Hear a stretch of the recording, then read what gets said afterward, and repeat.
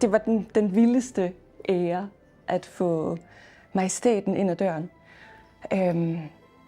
Og det var specielt vidunderligt, fordi man kunne se hendes helt oprigtige interesse i håndværket og i historien og kulturarvet. Så det var den bedste gæst, man nogensinde kunne forestille sig at have på besøg.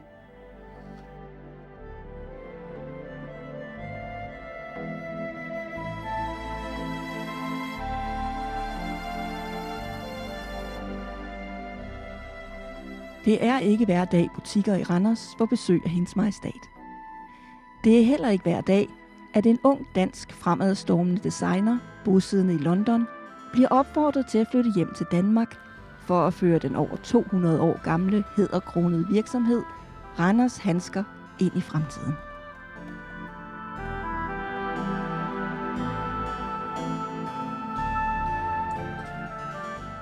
Længe siger hun, nej, Danmark er for lille til mig.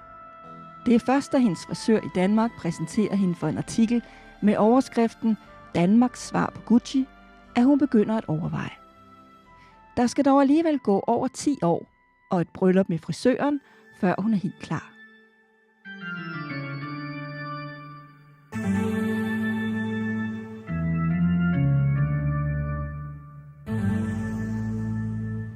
Se med, når vi fortæller historien om Rina Hansen, en helt almindelig pige, der ikke har ambitioner om at tage en akademisk uddannelse, men vil bruge sine hænder, og alligevel får en Ph.D. i digital markedsføring. Hun fortæller om at arbejde med design, sammen med de største designere i Australien, USA og i London, og hun fortæller om, hvordan hun med stor respekt for den kulturarv, hun har fået ansvaret for at føre videre, har moderniseret og digitaliseret Randers Handsker. Handskerne skal følge med tiden og med udviklingen. Altså, det skal jo være noget, som vi har brug for, og som følger med i vores hverdag, og som kan være til glæde, nytte og gavn. Og ikke mindst forvandlede virksomheden til et oplevelsesunivers. Et univers, hvor historien om handsken fortælles. En historie, der kan føres tilbage til 1200-tallet. Ja, faktisk endnu længere tilbage.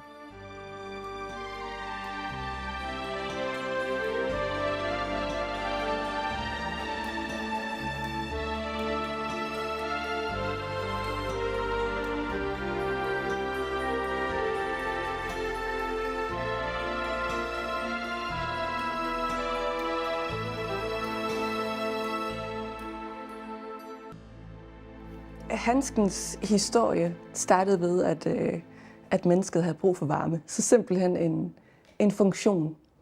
Og vi kan spore handsken, lufferne, tilbage til 1200-tallet. Der har man fundet luffe, tommelfinger, lignende ting her i udgravninger i Randers. Og siden så blev det også en æstetisk ting. Udover at man skulle varme sine hænder, så kunne man også besmykke sine hænder. Så man kan se nogle vidunderlige broderier og ædelstene og så videre på handsker, når man kommer op i 1600-1700-tallet, og specielt selvfølgelig ved de royale. Der er også symbolik i en handske. Der ligger rigtig mange skønne traditioner og historier.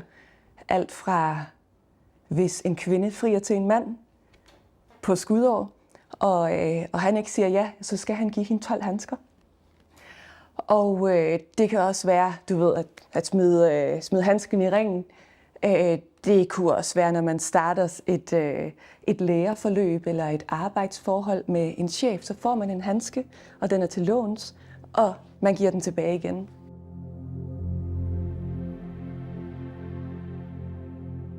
Og vi husker nok også alle sammen, hvordan handsken fungerede som en del af beskyttelse mod corona i 2020. Så ja, handsken har en vidunderlig historie, både som et funktionelt produkt, men også som et æstetisk, beskyttende og symbolsk produkt. Handsken har en lang og vidunderlig historie. Ja, det har Randersby også. I hvert fald, når det drejer sig om garvning af skind. Det skyldes blandt andet, at Gudenåen, som løber ud i Randers Fjord, blev brugt til at udvande skindet, efter at det har ligget til tørre med salt. Det var også en af de første byer, der fik et handskemagerlaug, som både lavede handsker, remme og punge. Senere så kunne man se, at der var handskemager i hele Danmark, men det var kalmusplanten, der gjorde, at handsker fra Randers, det blev efterspurgt af hele adelen, og derfor så blev handsker så vigtigt et produkt i Randers. Kalmusplanten er ikke en oprindelig hjemmehørende plante, men et såkaldt levende fortidsminde. Det er en gammel lægeurt fra Sydkina og Himalaya, og blev bragt til Gudenåen af gråbrødremunkene i 1200-tallet. Den har de egenskaber, at den bringer dit både hjerte og mave i balance. Og vi kan se for eksempel på Henrik von Toppedans skriverier, at når man var ung i Randers, så kunne man dykke ned på bunden af Gudenåen og trække de her kalmus op og tykke på rødderne, og så var det som datidens tykkegummi. Ved et rent tilfælde fandt man også ud af, at kalmusplanten, som har en duft af kanel citrus, har en gavnlig effekt på det garvede skind. Hvis man puttede kalmusplanten ned i sækkene med skind, og Gudenåen blev brugt til at garve skind, så neutraliserede det garverlugten af hønselort og hundelort. Og så gav det den her fine duft af kalmus, som er en kanel-citrus-lignende duft. Men faktisk går historien om kalmusplanten endnu længere tilbage. Min mand og jeg fandt også ud af lige for en måneds tid siden ved hjælp af at samtale med ChatGPT, at den går meget længere tilbage. Den går helt tilbage til 2. Mosebog, hvor at kalmussen er en af de 4 ingredienser i den hellige salve.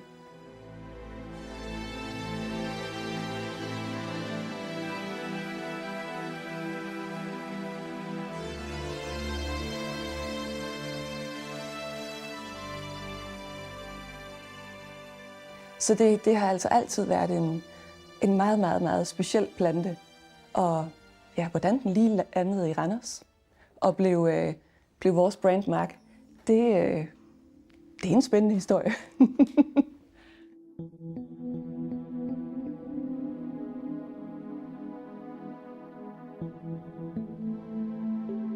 Og den historie skal vi høre meget mere om. Men først skal vi høre lidt om Rina Hansen, der kommer til verden i juni 1978. Og om hendes vej til at stå i spidsen for det hæderkronede danske brand, Randers Handsker. Jeg tror, at den Rina, der kom til verden, var helt og aldeles almindelig. Fuldstændig. Født i lige uden for Aarhus. Og den ældste af 4 børn. Af dejlige, helt almindelige forældre. Lige siden Rina var helt lille, har hun været meget aktiv. Og kun godt 1 år gammel kunne hun stå på egne ben. Senere blev hendes fritidsinteresse delt mellem heste, og det at kunne designe sit eget tøj. En interesse og et håndværk, der ikke umiddelbart har ligget i kortene. Det er et godt spørgsmål, hvor håndværket kommer fra. Så mine forældre begge to er oprindeligt fra landbruget, hvor man jo gør alt med hænder. Og man kærer sig om planter og dyr, og man syr jo også alting selv. Man laver det, man har brug for med sine egne hænder, og har en enorm stolthed i det. Men kan vide, om det ikke også er bare noget, man får, som er iboende. Fordi selvom at mine brødre og jeg, vi havde samme barndom, og ja, både samme DNA, natur og kultur, så er vi jo vidt forskellige. Og jeg synes måske det bedste eksempel er, at jeg har 2 tvillingedøtre. De 2 tvillingedøtre burde jo være præcis det samme. Det er de bestemt ikke. Og det kunne jeg mærke lige siden de lå inde i maven. Så jeg tror, at det er en gave, man får i undfangelsen i fødslen. At man er født til at være noget.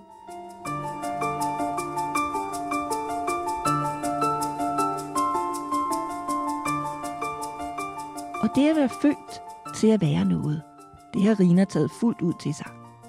Med mod og viljestyrke drager hun som ganske ung ud i verden for at gå på opdagelse inden for modebranchen.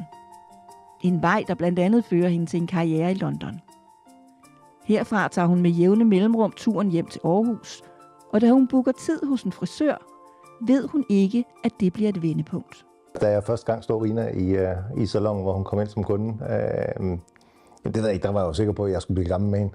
Og jeg kan ikke forklare hvorfor, eller hvordan, eller ja, hvad der ligesom satte de tanker i gang, men det vidste jeg bare fra dag et. Og så startede der ellers en lang proces med at få hende overbevist om, at det var rigtigt.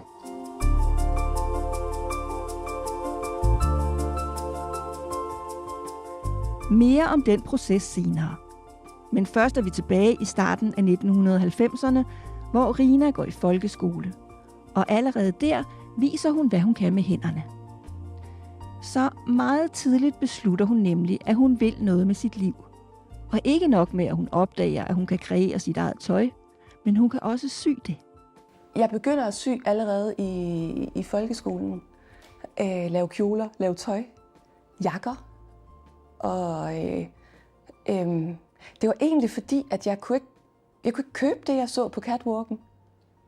Og jeg tror, jeg tømte min fars blækpatron fuldstændig for farve. Fordi jeg printede alle de her smukke billeder ud fra catwalken i specielt Paris. Men jeg kunne jo ikke købe det nogen steder. Altså hverken for penge, eller man kunne heller ikke få fat på det i Danmark. Så jeg tænkte, det laver jeg da bare selv. Så det begyndte jeg at gøre på min mormors gamle symaskine.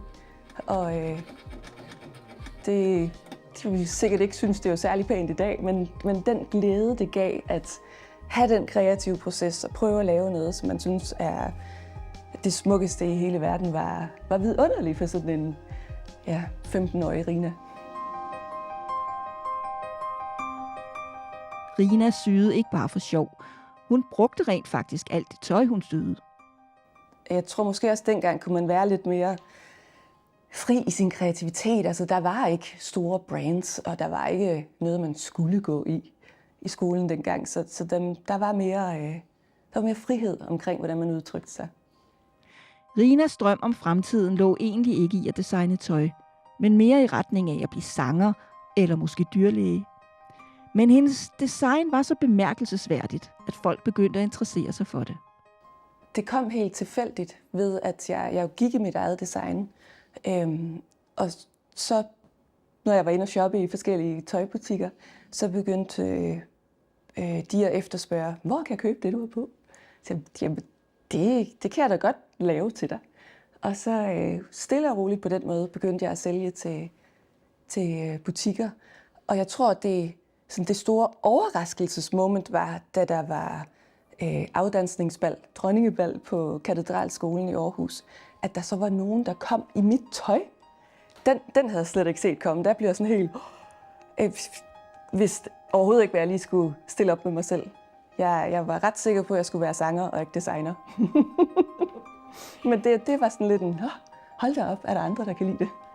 Drømmen om at kunne skabe noget, og ikke bare vide noget, det er det, der stadig er dybt forankret i Rina. Og da hun på et tidspunkt må vælge uddannelsesretning, er det et issue for hende, at det bliver noget, hvor kreativiteten kan få lov til at vokse. Jeg skulle i hvert fald ikke studere videre. Jeg skulle ikke på universitetet. Jeg skulle ikke være akademiker, fordi jeg skulle bruge mine hænder. Jeg skulle skabe noget og gøre noget, og ikke bare vide noget. Men ja, så det gik i designretningen. Og jeg fandt en designskole i Aarhus, TEKO, og tog grunduddannelsen der. Og da jeg så fandt ud af, at man skulle til Herning for at gå videre og færdiggøre uddannelsen, så skulle jeg bare så langt væk fra Herning, som man overhovedet kunne. Fordi jeg så lyset i London og i New York og i Paris og i storbyerne. Så jeg tog så langt væk, man overhovedet kunne komme. Og det blev så til Australien, til Melbourne.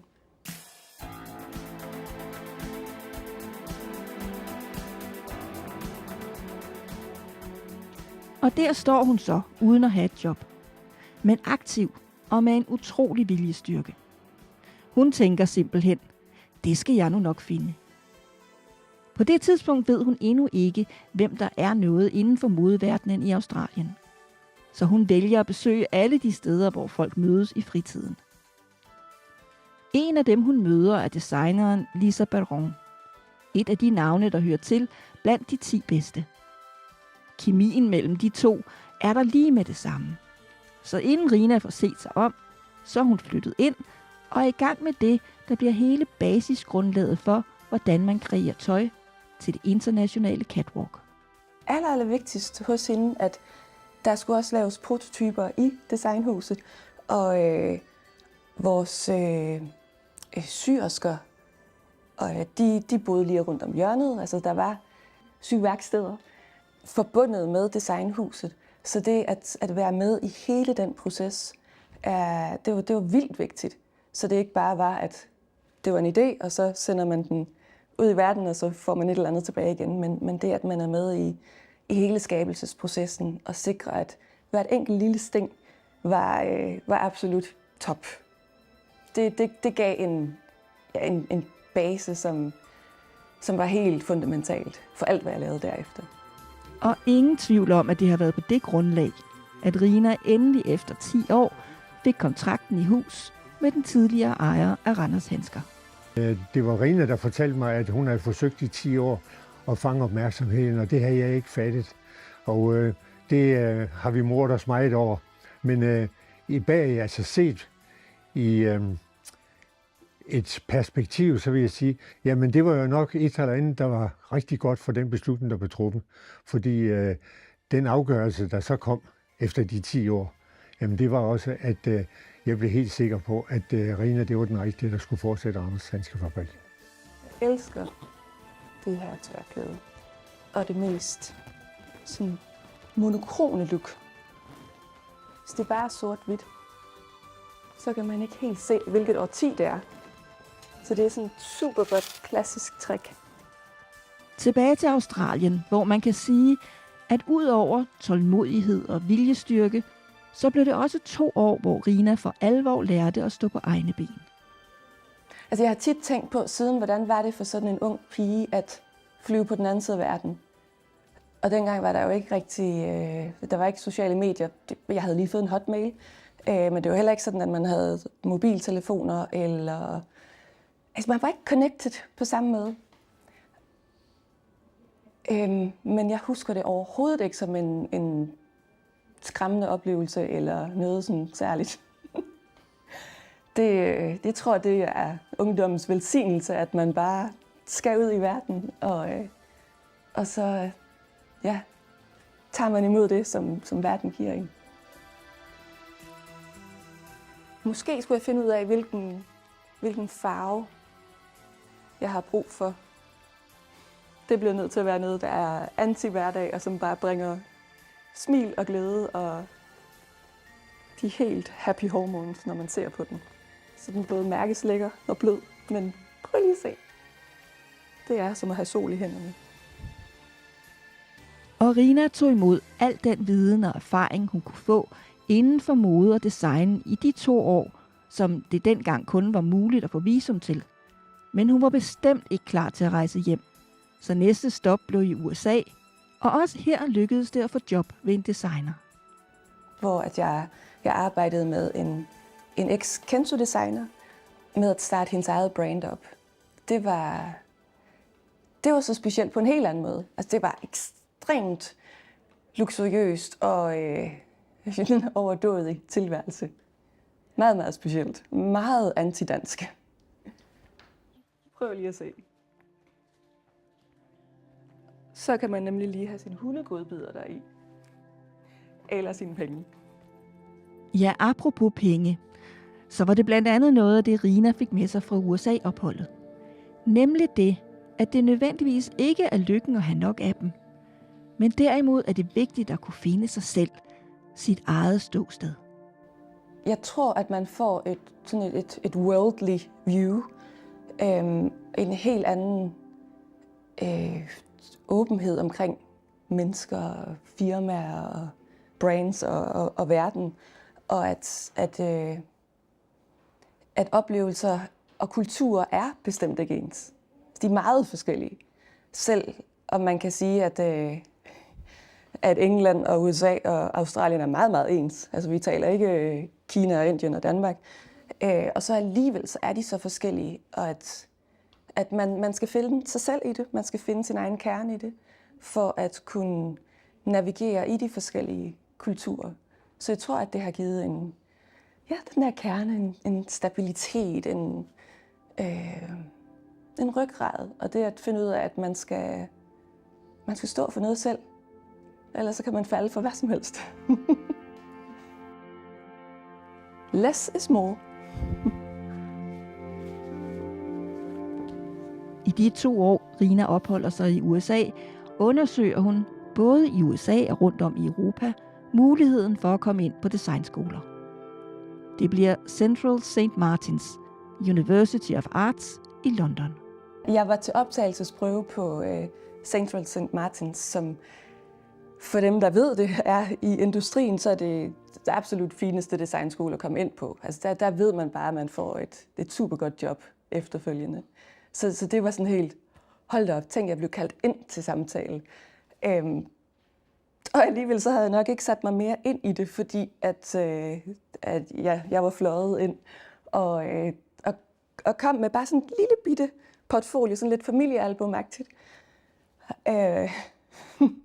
Og alle de andre havde kæmpestore professionelle portfolier med, og de havde samples og farveprøver og fabric swatches, og det var så professionelt, hvad de havde med. Og så stod jeg bare der med mit lille familiealbum. Så af et eller andet årsag var jeg så alligevel så heldig at blive optaget, og hvor at de her meget strenge lærere, de var sådan lidt, godt nok aldrig optaget nogen på sådan et lille album før. Det var virkelig specielt.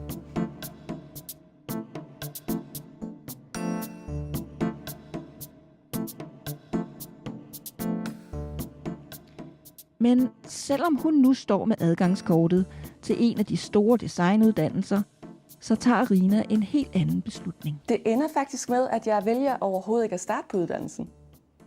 Fordi at jeg bliver tilbudt et job hos en designer, hvor at jeg skulle overtage rollen fra Matthew Williams, som selv var blevet kæmpestor designer.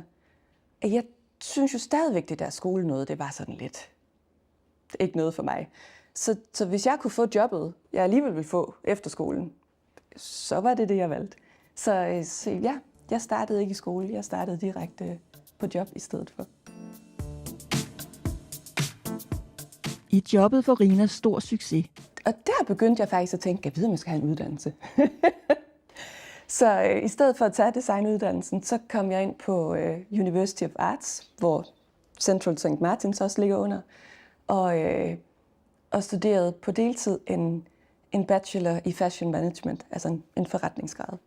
Så jeg arbejdede fuldtid med design om dagen, og så 6:00 om aftenen gik jeg på universitetet. Og det vækkede sådan lidt en nørdet interesse. Så jeg blev ved, og ville også tage min mastergrad, altså kandidatgrad. Og det blev så inden for digital transformation, e-commerce, websalg. Det var der overhovedet ingen forskning i på det tidspunkt, og alle mine supervisors sagde, det der internet, det er der vist en døgnflue. Så der var ikke sådan den store opbakning, men jeg havde jo et job. Så det var ikke, fordi jeg sådan nødvendigvis kunne bruge min uddannelse til at falde tilbage på noget, men mere fordi jeg synes selv, at det var virkelig interessant. Så det at bringe et gammelt brand, for eksempel Burberry, som jeg arbejdede hos, ind i nutiden og fremtiden via digital, det var vildt interessant.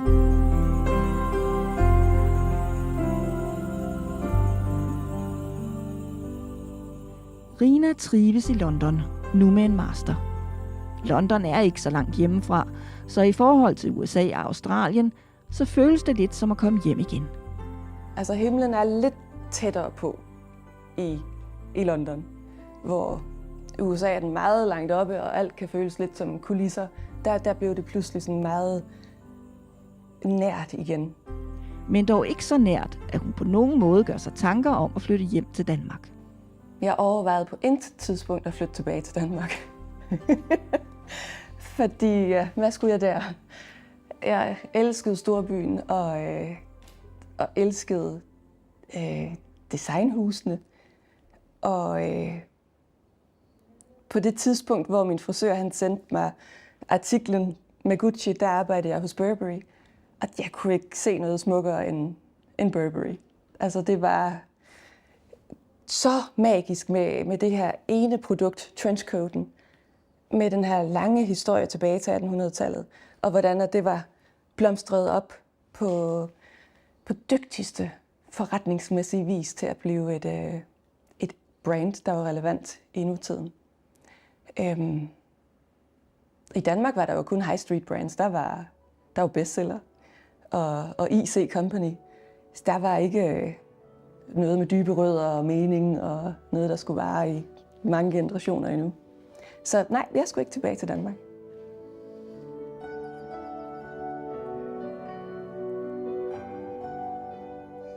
Nej, Rina skulle ikke tilbage til Danmark.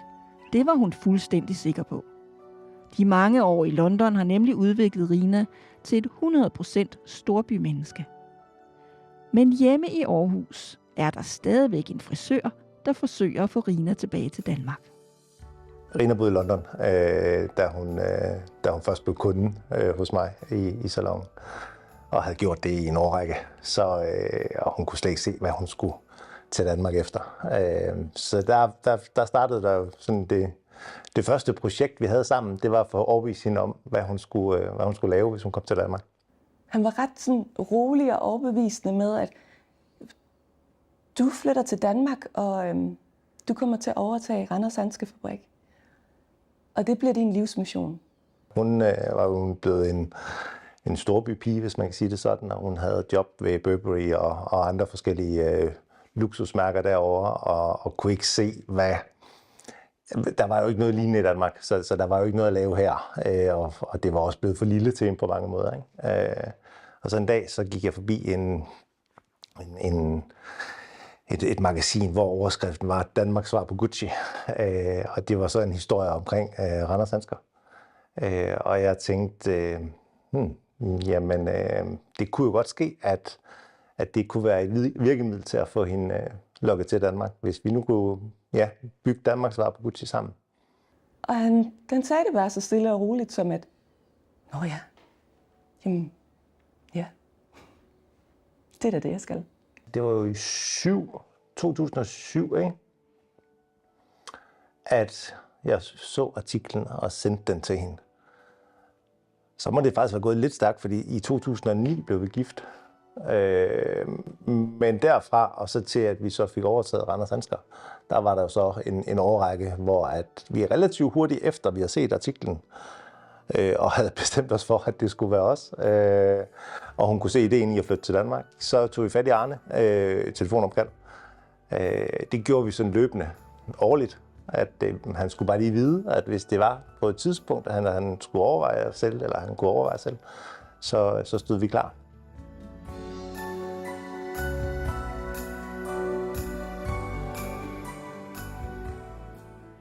Kort tid efter brylluppet flytter Rina sig hjem til Danmark. Men på det her tidspunkt er hun stadig i gang med at læse og forske i London. Nu til en Ph.D. i digital markedsføring. Det fungerer ikke så godt det med at arbejde og forske i London samtidig med, at jeg bor i Danmark. Så jeg undersøger mulighederne for at starte en Ph.D. i Danmark i stedet for. Og der var direktøren for Hummel så fantastisk åben og sagde, det var da det dummeste, jeg nogensinde har hørt at lave en Ph.D. Min hustru har en, jeg ved, hvor svært det er. Men det lyder virkelig spændende, det med at skulle bringe et gammelt analog brand ind i nutiden via digitalt. Så han sagde, lad os prøve at undersøge det her, lad os prøve at se, om vi kan få det til at ske i Hummel. Og det kunne vi så. Og det blev så til en hel erhvervs-PhD i Hummel, der udviklede sig til, at vi startede digital afdeling, hvor der jo ikke var noget som helst digitalt salg til at starte med. Og stille og roligt, så tog vi flere og flere afdelinger ind, og jeg endte med at sidde med global marketing til sidst. Og den digitale omsætning nåede op på næsten en fjerdedel af brandets totale omsætning. Så det var noget af en rejse. Og en rejse viser det sig også, det skal blive, det at få Randers Handsker overtalt til at sælge.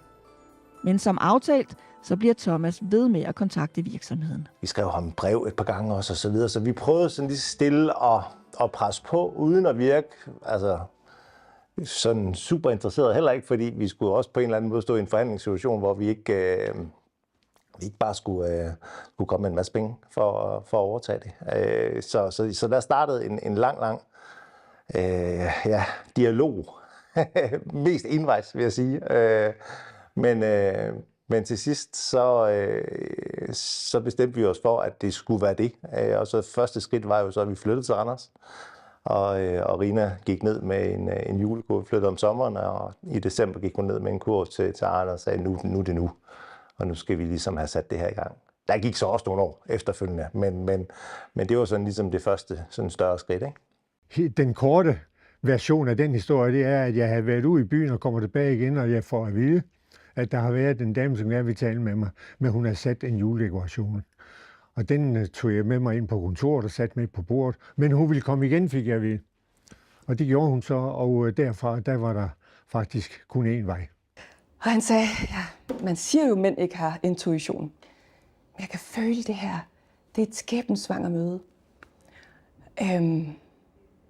Det bliver til noget, det her. Og jeg tænkte, godt, så er den der. Endelig. Så falder prikkerne på plads, og det giver mening alt det her, at flytte tilbage til Danmark, og endda sågar til Randers. Nu kan vi begynde på det ægte arbejde. Jamen fra december måned der, så tog det jo nærmest et par år, hvor at vi fast hver 14. dag var nede og sidde og snakke om fremtiden med Arne, og snakke om fortiden, og snakke om alt, hvad Randers Handsker var, og hvad det bestod af. Så der var vi i audiens, hvor vi alle sammen blev meget, meget klogere på forretningen. Så har vi så brugt nogle år på at finde ud af, hvor Rina skulle også lige finde ud af, hvad var det egentlig for en størrelse. Og det var hele familien, så det var Thomas og jeg og vores tvillingepiger. Så de havde deres iPad med og deres fredagsslik. De voksede nærmest op på Handskefabrikkens gulv, indtil at han så i 2018 blev sådan lidt mere konkret omkring generationsskiftet. Jeg kunne godt se, at her var en, som havde den tilgang til en gammel virksomhed, som jeg ville værdsætte. Og jeg tænkte, godt, det næste skridt, jeg kan tage, er simpelthen bare, at jeg går i praktik. Så jeg begyndte bare at være på Handskefabrikken, helt ulønnet. Fordi hvis nu jeg var der hver dag, så var jeg der jo bare. Så blev jeg jo en del af det, og så ville det nok være den mest naturlige overgang for ham, og give ham den tryghed i, at han kunne give nøglen godt videre. Så jeg endte faktisk med at være der i godt et halvt år, inden at vi underskrev papirerne endeligt i 2019. Altså, processen var jo god, fordi vi brugte tid på den, og man kan sige, vi havde jo... Altså, det var på intet tidspunkt et hobbyprojekt, men det var et projekt, vi kunne arbejde på samtidig med, at vi havde vores respektive jobs, kan man sige. Så på den måde, så havde vi god tid til at komme i mål på den rigtige måde, og det tror jeg faktisk, hvis man skal ind i generationsskifte på den måde, så det at have tid, det er faktisk rigtig, rigtig sundt. Så processen var super, super god og lærerigt. I forhold til også, at det var den første virksomhed, vi købte, og på den måde, så var det rigtig, rigtig fint, at vi havde god tid til at gøre det. Så en super god og lærerig proces. Og så har vi jo så også haft fornøjelsen af at have haft Arne med efterfølgende. Og det kan man sige, det er også beriget hele oplevelsen af overtagelsen, og også det, at vi kan vise ham, at vi kører det videre med respekt for alt det, hans familie, og de har bygget op igennem tiden. Fordi det var ikke blot et spørgsmål om en overdragelse og en handel, det var et spørgsmål om følelser også. Og det var et spørgsmål også om, at jeg er sikker på, at Rina skulle også være sikker. Jeg sagde selvfølgelig, og i mine tanker tænkte på, at det du er i gang med nu, det er noget, der har konsekvenser. Er du parat til det? Men det har det så sandelig også været for Rina. Det var på den ene side helt vildt at stå med nøglen, og så burde det jo være den der følelse af, vi er i mål, endelig. Alt det, vi har kæmpet for, nu er det der så. Og så alligevel, så var det jo bare sådan en helt almindelig hverdag. Så var det bare tilbage på handskefabrikken og arbejde videre. Det hele smeltede lidt sammen, fordi det var så lang tid, og kan man sige, vi var en del af familien allerede, dengang vi så fik nøglerne. Så det var faktisk ikke en større sådan begivenhed selve den dag. Det var sådan mere en løbende og rigtig, rigtig sund videreførsel af en eksisterende virksomhed. Så ja. Det var... Jeg ville sådan ønske, at jeg kunne sige, at himlen åbnede sig, og englene sang, men nej, det var faktisk ganske almindeligt. Det var mere sådan en ro i, at brikkerne faldt på plads, og så fortsat hverdagen. Familien Hansen står nu med nøglen til det, de har drømt om så længe. Men det var først den dag, at generationsskiftet blev meldt ud i medierne, at det for alvor går op for Rina, hvad det er for en kulturarv, hun nu skal løfte. Altså, vi havde rigtig god tid til at tænke over, hvad brandet skulle, hvad det skulle stå for, hvordan det skulle se ud, hvad det skulle være for mennesker, altså hvilken plads det skulle have i samfundet, inden vi overtog. Fordi vi havde alle de her samtaler. Men det var faktisk, altså det store øjeblik var egentlig, da vi gik ud i pressen og fortalte om generationsskiftet. Med alle de breve og beskeder og meddelelser, som jeg fik af folk. Der gik det op for mig, at det er overhovedet ikke mit brand. Det kan godt være, at det ligger i mine hænder, men alle de minder og traditioner og følelser og værdier, som folk havde med det brand, altså det er jo et folkeeje, så blev byrden faktisk større. Fordi tænk at skulle bære sådan en stor arv. Jeg tror, det var der, det gik op for mig.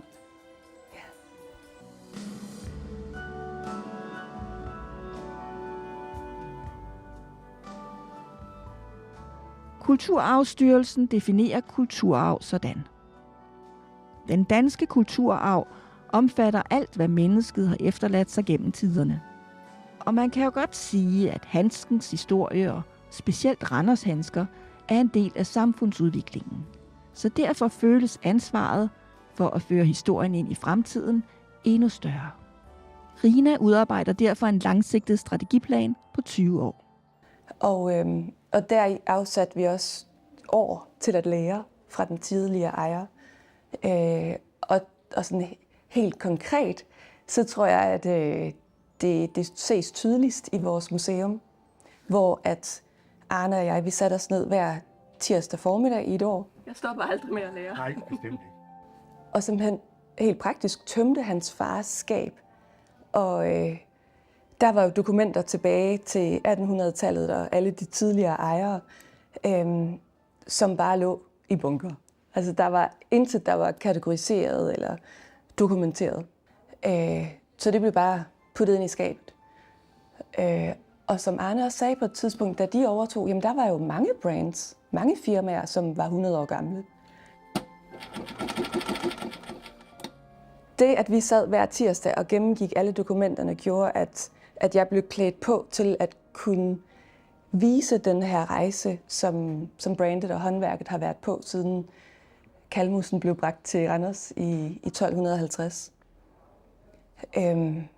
Det gjorde så også, at det åbnede for mange spørgsmål, mange huller, hvor at jeg fik rigtig fin hjælp af Egnsarkivet og Museum Østjylland og Det Kongelige Bibliotek og vidunderlig forfatter, Hanne Sindbæk, og vi fik også hjælp af Innovationsstyrelsen til at have en arkivar ansat. Så det var et kæmpe projekt at sørge for, at vi skulle få dokumenteret den her lange 800 års historie, sådan at vi kunne give den videre til næste generation.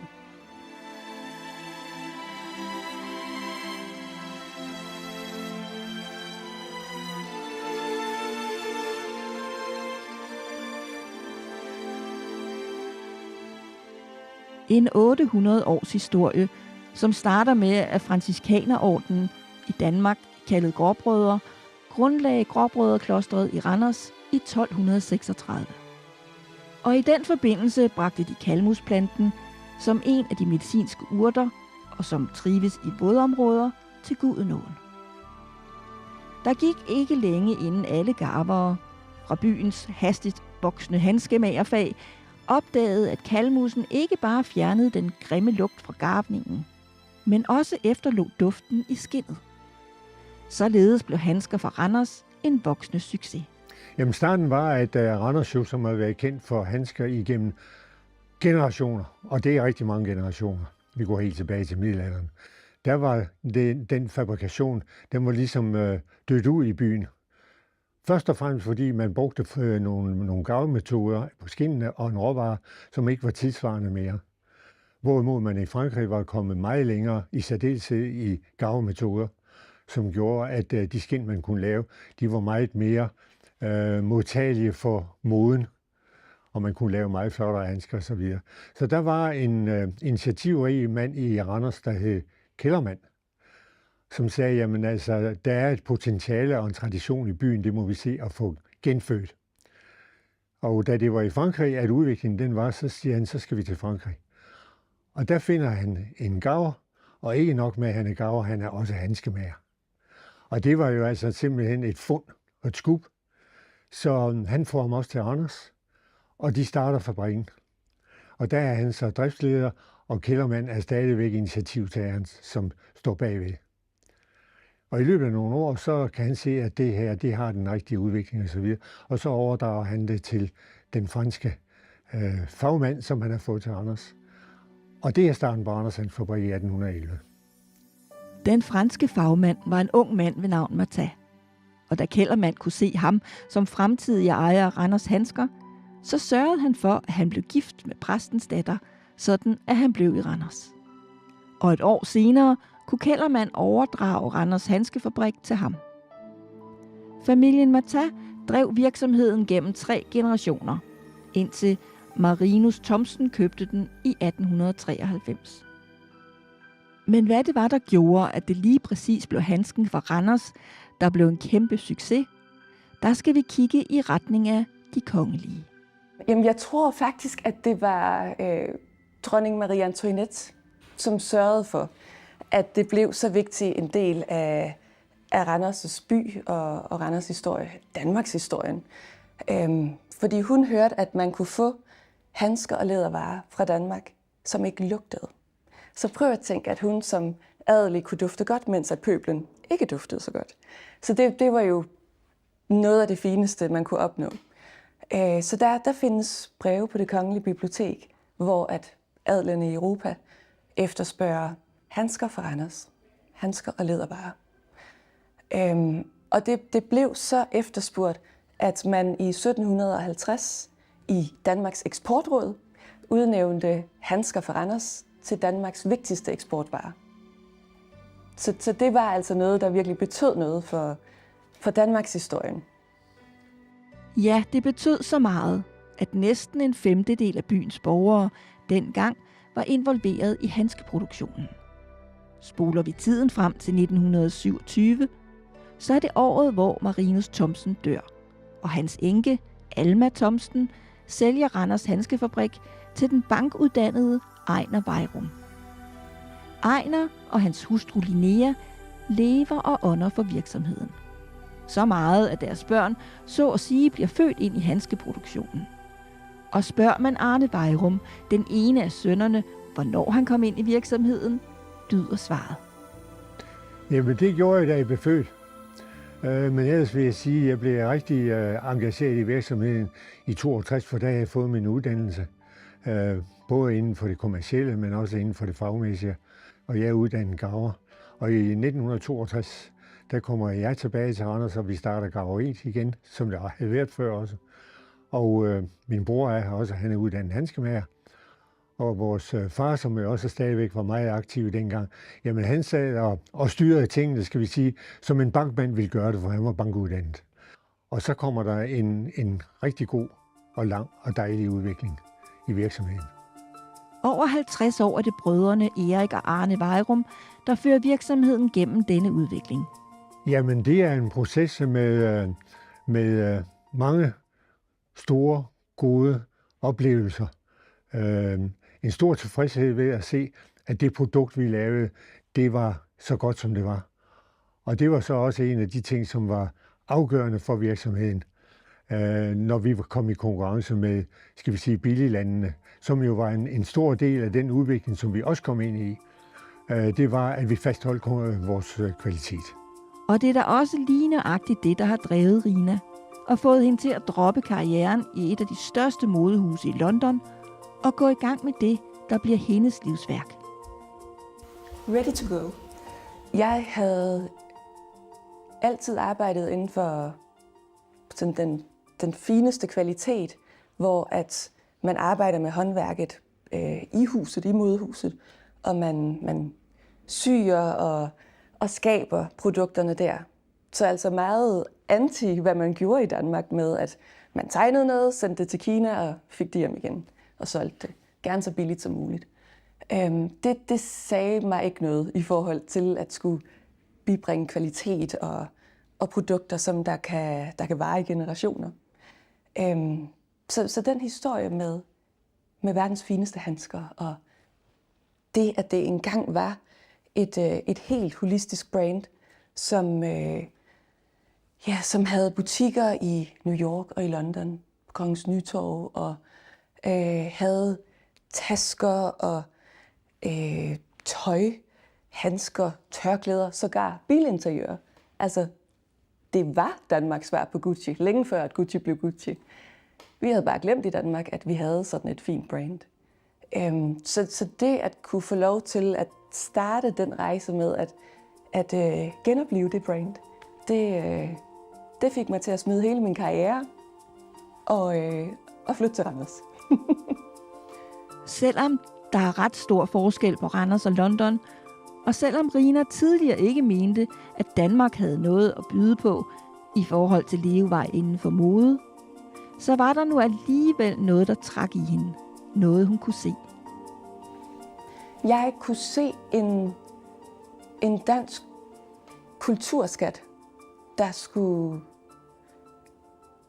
reddes, der skulle værnes om, og som virkelig skulle støves af og bygges op og bringes ind i vores tidsalder, sådan at den kunne leve videre de næste 200 år. Altså det er jo lige før, det var før hjemmesider og sociale medier og så videre, så det er jo ikke nemt lige at finde en hel masse omkring Randers handsker, og den var så heller ikke særlig digitaliseret, dengang vi så endelig overtog det. Så man kan sige, der var selvfølgelig et stykke vej. Jeg kunne også se, altså både i England og Danmark, at vores originale håndværk var ved at uddø. Der var færre og færre, der arbejdede med det. Der var firmaer, der havde arbejdet med væverier i generationer, eller skomageri, handskemageri, bæltemageri, hvor de simpelthen ikke havde en ny generation til at overtage. Og på den måde så uddør et håndværk jo. Og på den måde så uddør en del af vores arv og selvforståelse og kultur. Og det vil være synd for Danmark. Så det var en speciel fornemmelse af en do it for Danmark. Samtidig med, at det også var en personlig lyst til, at det her fine kvalitetshåndværk, det skal simpelthen bare bringes videre, fordi det fortjener det. Og som der stod i artiklen, så ville det kun kræve 150 millioner, tror jeg det var, der skulle puttes i det, fordi så havde du Danmarks svar på Gucci. Det har vi så ikke gjort endnu. Vi har heller ikke skabt Danmarks svar på Gucci endnu, så på den måde så har vi stadig lidt arbejde på. Og arbejdet? Ja, det bliver der konstant. Den digitale tidsalder er flyttet ind. Ja, selv i handskerne er der nu indlagt teknologi. Da jeg begyndte at kigge på alle de klassiske modeller, så tænkte jeg, at det er fint med handsker, men det skal jo fungere med hverdagen og telefon og så videre. Så hvis jeg ikke kan bruge min telefon, så kommer jeg jo ikke til at gå med handskerne. Som mor specielt også, for der tager man jo hele tiden billeder, eller man skal lige tage telefonen, og endda i bilen, der kører alt jo også på skærmen. Så vi har fået sølv garvet ind i pegefingeren og i tommeltotten, sådan at fingrene er ledende på skærmen.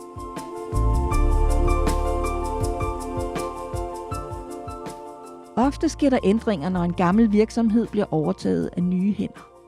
Og digitaliseringen er da også et vigtigt led i udviklingen. Men Rina har også kunne se, at det har været lige så vigtigt at bevare det originale, at bevare selve håndværket. Vi har været meget forsigtige med ikke at skabe alt muligt nyt, men at skabe ud fra det, der allerede er, så det bliver en naturlig fortsættelse.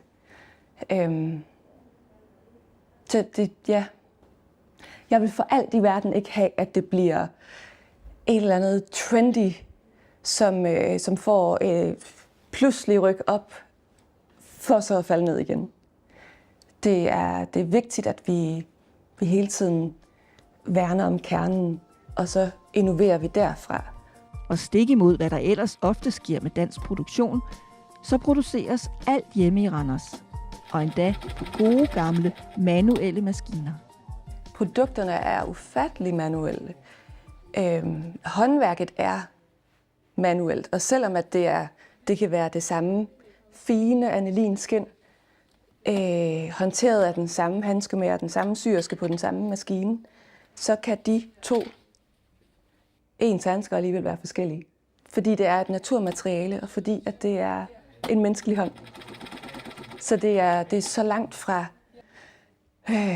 maskinbånd og plastik industrielle standarder, som noget overhovedet kan være. Altså der ligger virkelig hjerte og sjæl i hvert enkelt produkt. Og det tager op til 7 dage at lave en handske og en taske. Så det går igennem utrolig mange skridt, før at det er det færdige produkt. Og om den produktionsmetode er holdbar i længden, siger Arne Vejrum. Ja, det tror jeg. Altså, jeg har ikke så meget at have den, skal vi sige, mening i, men jeg er helt sikker på, at der vil altid være brug for et kvalitetsprodukt. Noget af det nye i kollektionen er blandt andet også tasker, som faktisk alligevel slet ikke er en nyhed. Når vi kigger tilbage i dokumenterne fra 1800-tallet, der er der tasker og tørklæder og alle mulige accessories. Og den måde, vi har oplevet det på, er, at vi har kigget på de forskellige handskemodeller, og så det, der definerer den handske, det, der giver den personligheden, det har vi så formgivet ind i en taske. Så hver taske er egentlig født ud fra en handske. Så på den måde så er handsken, ligesom trenchcoaten er for Burberry, kerneproduktet, men der bliver en hel masse produkter født ud omkring det kerneprodukt. Og et af produkterne er blandt andet også årets Kalmus-version. Det er en version, som så indgår i et halssmykke, armbånd eller øreringe, og hvert år er der en ny historie. Historien om, hvordan at vi ikke helt kunne få fat og begribe, hvordan verden var i 2020 med corona, og til at vi var indelukkede og tog på og polstrede os mod fremtiden. Og sidste år, hvor vi har amuletten, hvor man skal gemme sine fineste minder og have dem tæt på sit hjerte, sådan at man kan se mod fremtiden. Storytelling er en vigtig del i fremtidens produkter, siger Rina. Ligesom det er vigtigt at fastholde historien om blandt andet dronning Marie Antoinette. Der siges nemlig, at hun brugte handskerne som nathandsker. Hun opdagede handskernes særlige evne til at bevare hudens fugtighed og smidighed, og ikke mindst den behagelige duft af kalmusblomsten. Og siden da, ja, der er kommet endnu flere kongelige til. Vi har dokumentation for de sidste 200 år. Og ud over selve kongefamilien, så behandsker vi også livgarden og garderhusarerne, officererne og chaufførerne og så videre. Så altså det officielle Danmark. Vi leverer også stadigvæk til militæret og søværnet og laver FBI-handsken. Så der er en virkelig fin tradition for, at vi holder det officielle Danmark i hånden. Siden år 2000 har Randers Handsker haft prædikatet kongelig hofleverandør, altså i 24 år. Og 24 år er jo ganske kort tid af al den tid, man har leveret til kongehuset. Men det betød utrolig meget at få det hædersbevis. Altså, der er jo en grund til, at man kalder det kronen på værket. Og kronen på værket var det også den dag i 2023, da dronning Margrethe kom på besøg i butikken. En dag, som var nøje forberedt 9 måneder forinden. Jeg var sjovt nok ikke så nervøs, inden hun trådte ind ad døren. Og da jeg så dronningens ansigt, så er det sådan en sjov fornemmelse, fordi at man har jo set hende gennem hele sit liv. Så det er jo en person, man kender og altså smiler af, når man ser, fordi det er jo en person, man godt kan lide. Og så derefter, så var det jo en dans, fordi der er jo masser af ting, som man skal huske på. Blandt andet, du må kun være på venstre side af dronningen, og man må ikke sige, hvad hun skal, men man må foreslå, og ja, i hele taget tiltalen og tituleringen og så videre. Det var en vidunderlig oplevelse for os alle sammen. Den dag, den 14. januar 2024, da kong Frederik den 10. blev kronet, var også en helt speciel dag for Rina. Det var ret vildt at se kong Frederik den 10. stå med vores hvide handsker og handsken på hjertet så meget og så tydeligt på balkongen. Og tørre de bevægede tårer væk. Altså, det var jo helt vildt, at det var vores handske, der behandskede kongens hånd. Vi er selvfølgelig vant til at se den handske på ham, men hold nu op, hvor var det smukke øjeblikke. Randers Handsker har gennem 200 år fastholdt traditionen om at producere ansvarlige produkter med hænderne, og med respekt for, hvad naturen har givet år efter år. En dag bliver Rina og Thomas enige om, at nu vil de give en hånd tilbage til naturen. Så spørgsmålet er, om vi skal tage op i skoven nu? Ja. Men vi så lagt på gulvet og sovet hele dagen, så han træner til at få brændt det krudt af. Nå, Ja. pelsbaby. Okay, Lad os gøre det. lad os gøre det. For cirka 3 år siden, der var det en trend i modeindustrien, at man skulle købe klimakvoter. Og jeg synes simpelthen, at det var så hyklerisk. Det var som at købe aflad. Og jeg kunne ikke se, hvordan det skulle nytte noget for vores lokale produktion og lokale virksomhed, at man skulle købe et eller andet træ i Peru. Så det var meget mere i virksomhedens DNA, at vi skulle plante træer helt lokalt, og at vi skulle vækste noget helt lokalt. Og så er der selvfølgelig også det med kalmusplanten. Tænk, hvis vi selv kunne vækste kalmusplanten, og få det her helt nære forhold til planten, ved at være så tæt på den hele tiden og se den op og ned igennem sæsonerne. Så det føles helt naturligt, at vi skulle have sådan et sted. Der dufter altid så godt heroppe. Det er helt klart tanker om jord og klima og lokal produktion. Og det at passe på ikke blot håndværket og traditionerne og kulturarven, men selvfølgelig også den den jord, vi betræder, og den jord, vi er en del af. Det var en lang sej kamp, før det blev muligt at stå med nøglen i hånden for 5 år siden.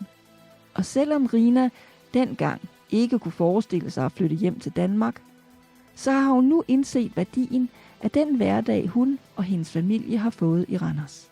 Altså, jeg savner stadig storbyen.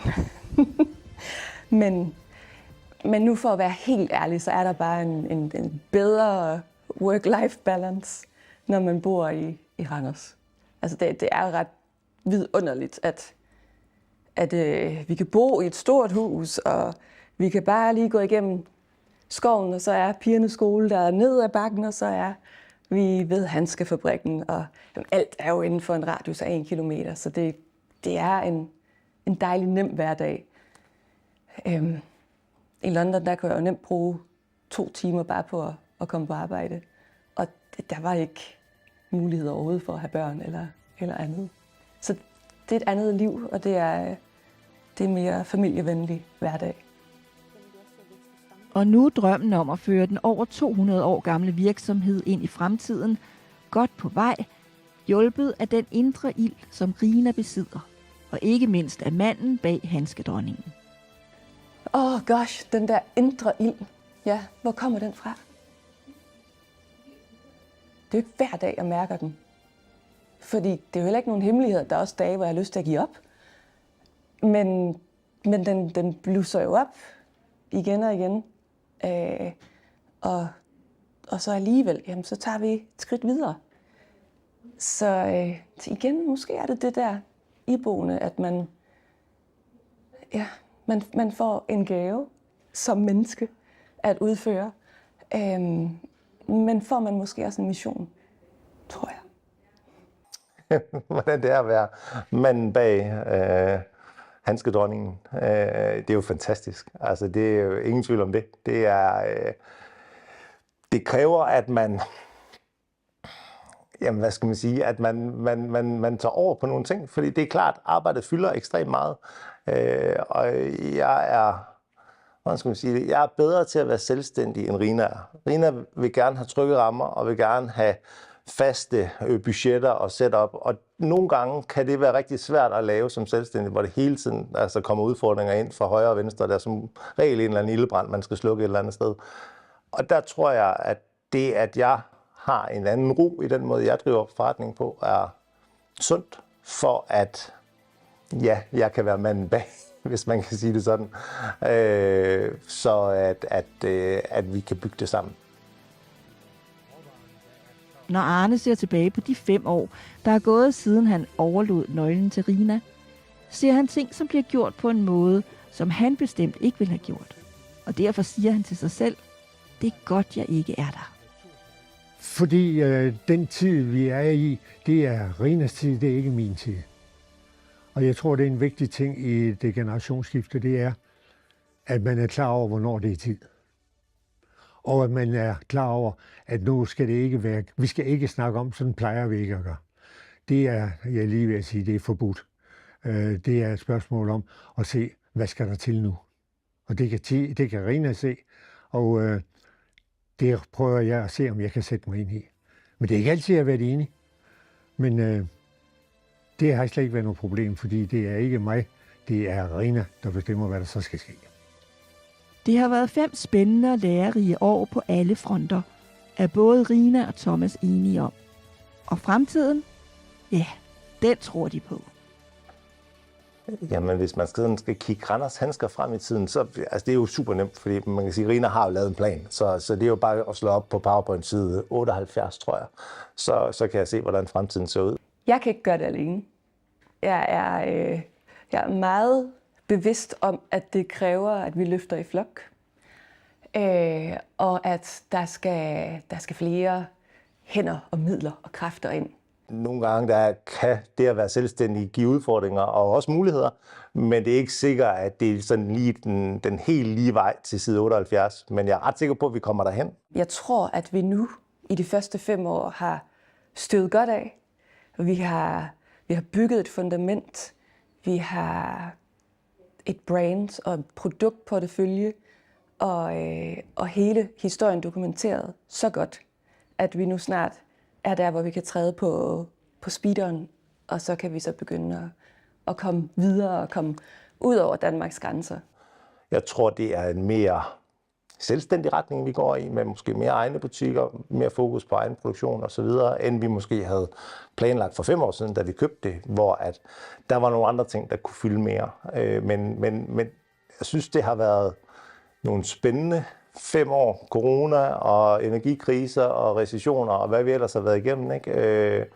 Og det har selvfølgelig givet et helt andet, ståsted, end hvor vi måske tænkte, vi skulle hen. Men det er jo det, der er det spændende ved at være selvstændig. Og at vi i teamet sammen arbejder på noget, der er større end bare lige. Om Randers nogensinde bliver Danmarks svar på Gucci? Ja, det er et godt spørgsmål. Det bliver nok ikke Gucci, jeg har hørt. Det minder mere om Hermes eller nogle af de andre.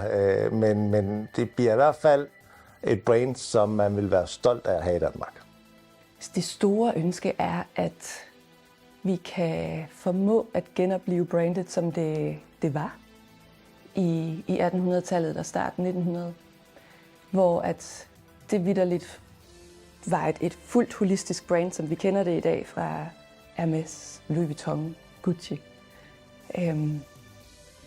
Så ja, vi skal bare gøre det samme igen. Lave det Danmarks svar på Gucci.